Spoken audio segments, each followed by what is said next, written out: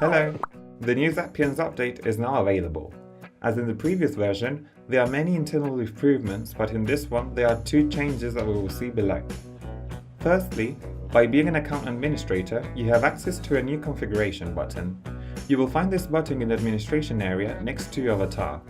Once you have selected it, you will access the configuration of your organization.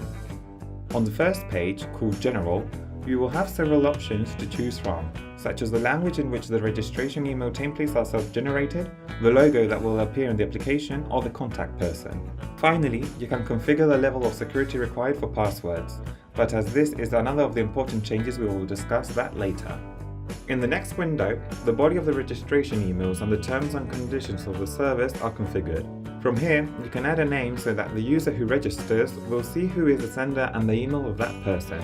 Then you have two selectors that allow you to decide between registering on behalf of a new user or sending a registration code for that person to self-register. By selecting one or the other, a text box will open to modify the body of the email that is sent. The last text box is related to the terms and conditions of the service, where you can add everything that users should know before entering the app.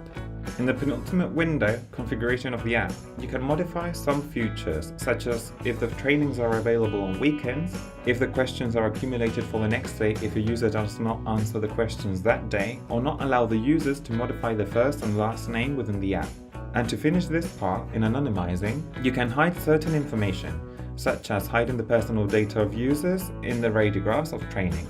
Hide the personal data of users in the knowledge radiographs of training. Hide who are the theme administrators in the organization, and finally, anonymize the ranking of users.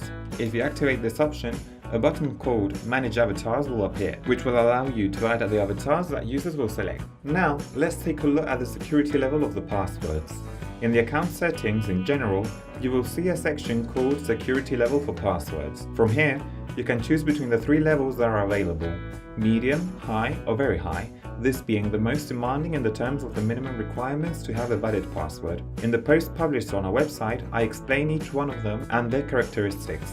I remind you that if you consider modifying the security level, keep in mind that every time you change it, users when logging in will have to modify their password. And this is all for this month. See you next month with more news and interesting changes.